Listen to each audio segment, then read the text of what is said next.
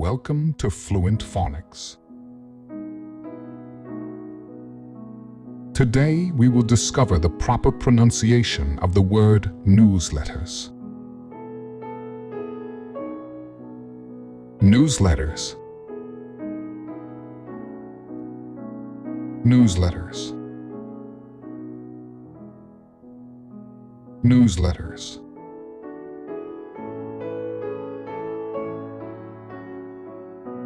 Here's an example of how one might use it in a sentence.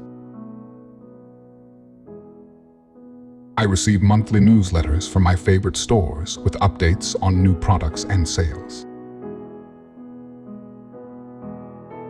Newsletters are regularly distributed publications, typically via email, providing information or updates on a specific topic, company, or organization.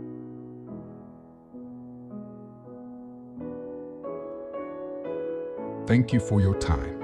If you enjoyed this, please like and subscribe for further content.